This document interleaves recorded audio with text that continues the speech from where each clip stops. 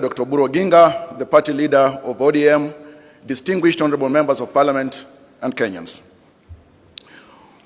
We, as the committee overseeing the implementation of the 10-point agenda, are glad to come before you to make this presentation. Various key issues that are marked as achievements have been enumerated by His Excellency the Deputy President, and I will not go much into that. And given that all of us here have got copies of this 10-point agenda, I'll only make brief highlights under each section. The building of a nation is a project that never comes to an end, and that is why His Excellency President William Ruto has committed to put in place critical measures to ensure that Kenya moves forward, and as he has spoken numerous times, to move Kenya into a first world country within our lifetime. Kenya has experienced various political crises and challenges, and these challenges have led many times political leaders to come together to bridge the divide so that we get to have amicable solutions. And that's why the NADCO team was formed. It presented a report which was adopted by Parliament in February 2024, and later on to its implementation, and also following the challenges that bedeviled this country, we had UDA and ODM come together with a view to resolve some of the socio-political and economic challenges that this country has faced.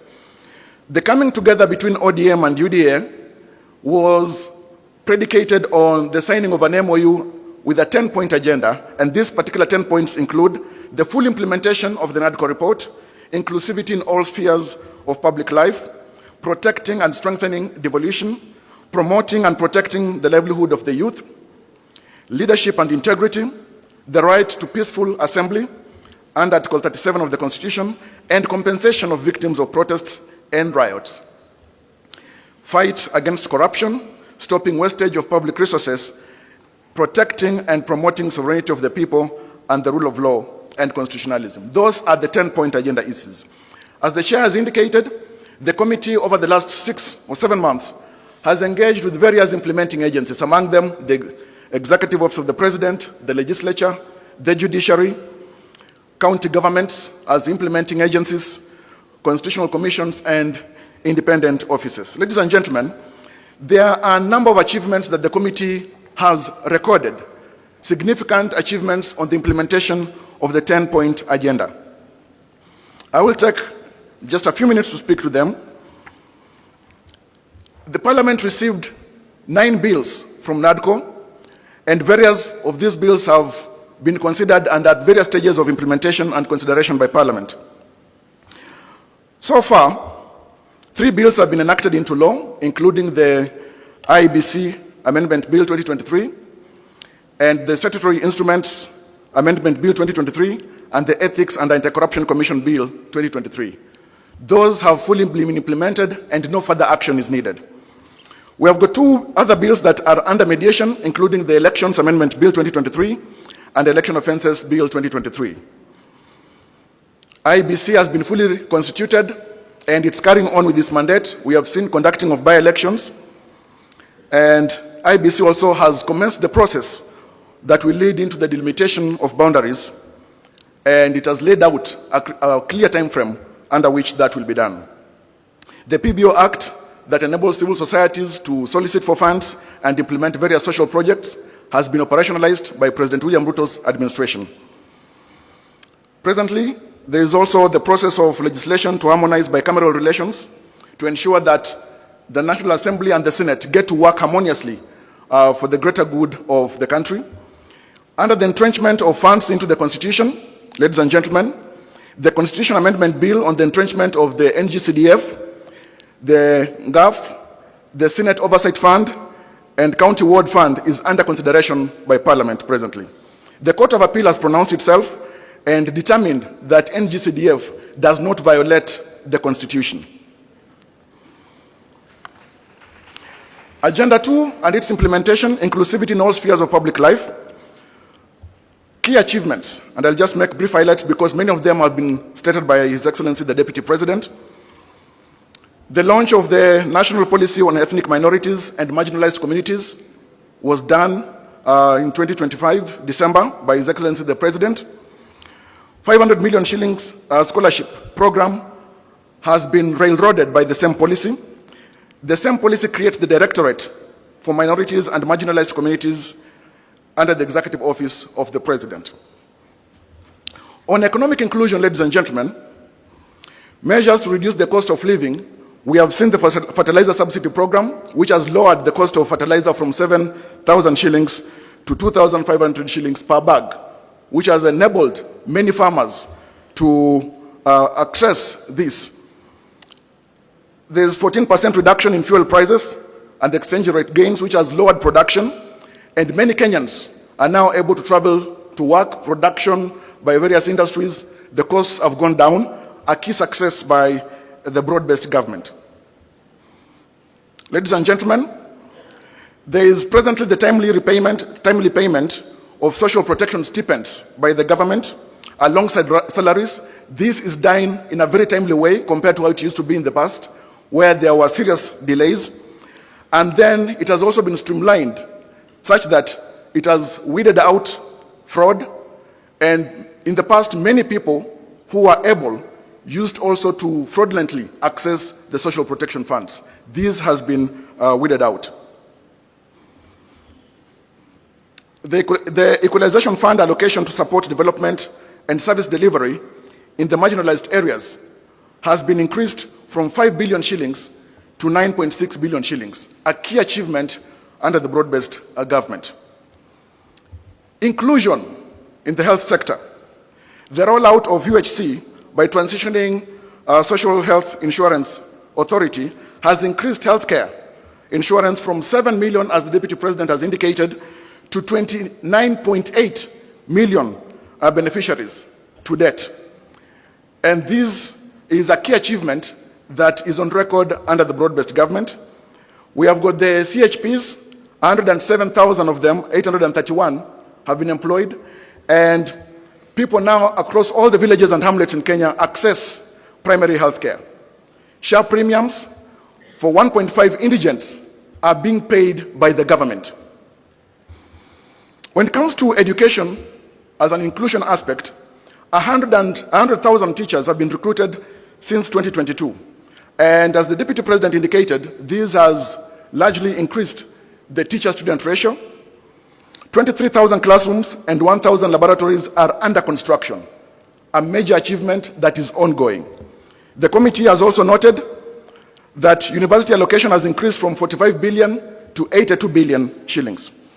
The HELP scholarship funding has increased also to 41 billion shillings. These are self-evident achievements under the broad-based government in the period under consideration.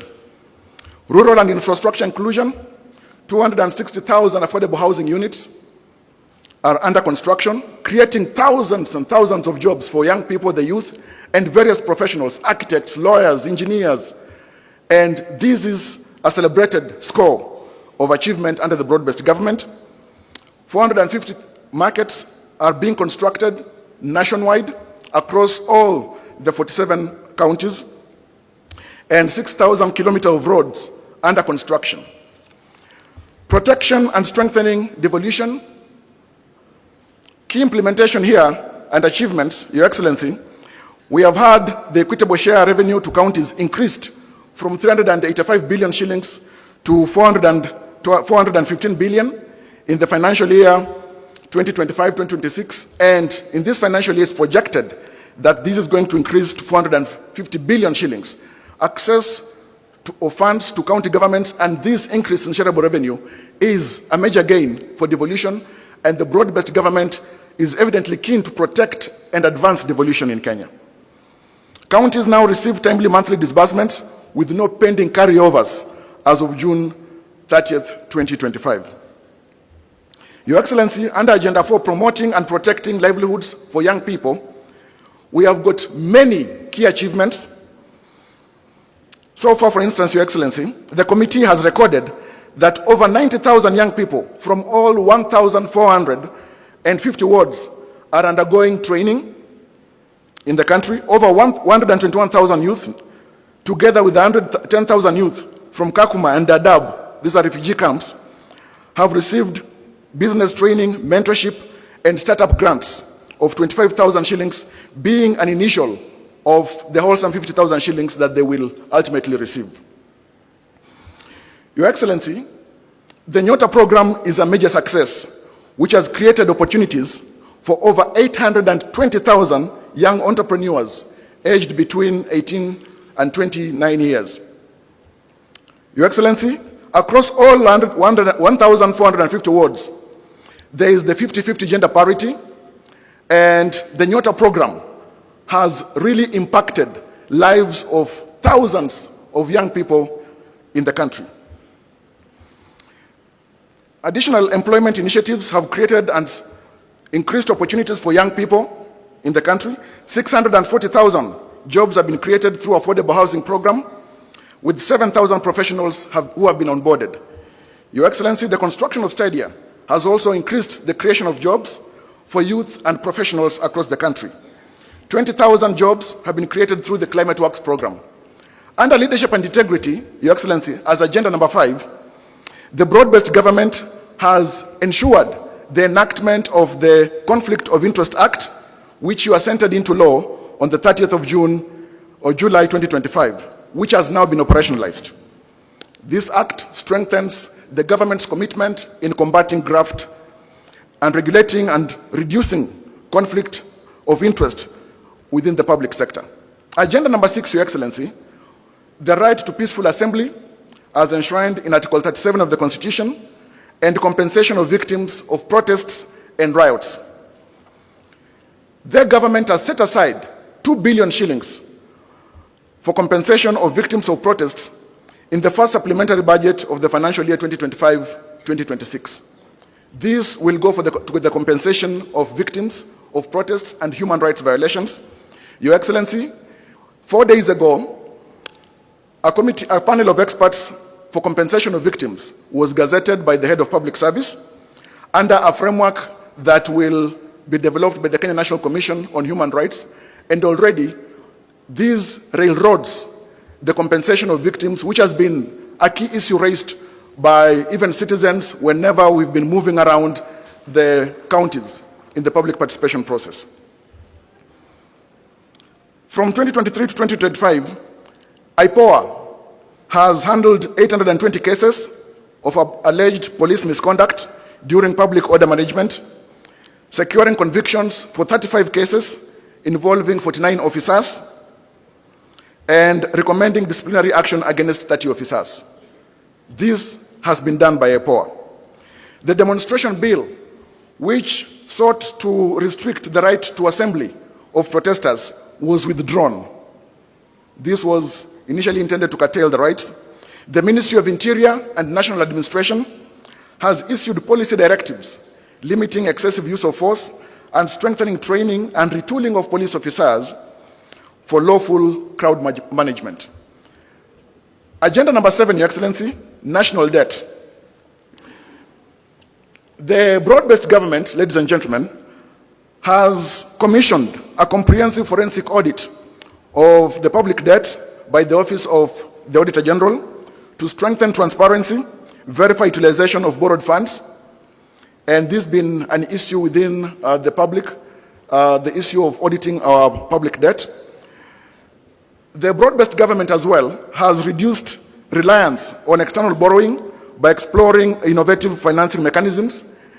And just yesterday, Your Excellency, you signed into law the National Infrastructure Fund Act. Through liability management, the broad-based government has reorganized national debt portfolio to reduce financing risks and minimize the risk of default. There is greater emphasis placed on mobilizing domestic revenue, and this is ongoing under the broad-based government. Ladies and gentlemen, Your Excellency, I'll move to the agenda number 8 on the fight against corruption. As I've indicated, the Conflict of Interest Act is now operational, and this is a great effort toward combating graft, which is politically carcinogenic in the country. There is the adoption of the e-government procurement system, which has digitized the entire procurement framework. And from planning. This enhances transparency, accountability, and ensures digital footprints in the procurement process, Your Excellency. Over 23,000 government services have been digitized on each citizen. This has eliminated cash payments across government and middlemen, reducing corruption risks and increasing revenue collection by the government up to date. Your Excellency, the Money Laundering and Combating of Terrorism Financing Laws Amendment Act was assented into law on 17th of June 2025, a great effort as well in strengthening the legal framework, combating illicit flow of funds in Kenya, and has supported the exit of Kenya from the grey list of the Financial Action Task Force. Your Excellency, the implementation of the zero-based budgeting has enhanced fiscal discipline and accountability by requiring justification of all public expenditures. The single treasury account system has consolidated government cash collection and management, improved transparency and transaction costs, and minimized idle funds in commercial banks. Your Excellency, as I move towards the end, agenda number 9, stopping of wastage of public resources and promoting of government efficiency. Austerity measures have been put in place, including the removal of budgets, initially in the office of the First Lady, the spouse of the Deputy President, and the spouse of the Prime Cabinet Secretary. A 12-month freeze has been put in place for purchase of government vehicles except security sector vehicles. There is the zero-based budgeting in the financial year 2025-2026, requiring all public expenditure to be justified, as I've indicated. And then presently, the passports processing, the national ID cards processing, all of them have been reduced from 1 month to 1 week, improving access to these services by the citizens of Kenya and reducing corruption. Agenda number 10, Your Excellency, protecting and promoting sovereignty of the people, the rule of law, and constitutionalism. The broad-based government, under your leadership, Your Excellency, has facilitated the judiciary to ensure there is the recruitment of judicial officers. We recently saw the recruitment of 11 Court of Appeal judges, High Court judges. The recruitment process has been ongoing, as well as the magistrates, to improve case handling, reduce backlog of cases, and access to justice by Kenyans. Judicial mobility has been strengthened through the support of the executive to procure vehicles for judicial officers. There is the support to ensure the national e-filing system, which has been implemented, enabling paperless court processes, remote case filing, and virtual hearings. And as we are in the second quarter of the 21st century, utility and dependence on technology is unavoidable. The judiciary as well has achieved near compliance with the 2/3 gender rule, with the 332 women judges and magistrates representing 47% of the bench. To ensure the adherence to the rule of law, the government has adherence to court orders and all decisions of the courts under the broad-based government and under the leadership of His Excellency President William Ruto. Ladies and gentlemen, the committee has made a few key recommendations, which I will speak to briefly. There is need to ensure that the bills that are still pending at various stages in Parliament are fast-tracked. The committee recommends the formation of a broad-based mediation committee between the Senate and the National Assembly to fast-track consideration of those outstanding bills. This committee also urges Parliament to expedite and conclude outstanding NADCO bills within 90 days. To enhance realization of the constitutional rights under Article 37, the Kenya National Commission on Human Rights should spearhead legislation to safeguard protesters while protecting livelihoods and property. To fast-track the Natural Resources Amendment Bill 2022, to provide legal framework for equitable distribution of revenues from natural resources among national government, county governments, and local communities. This bill should also be fast-tracked for implementation.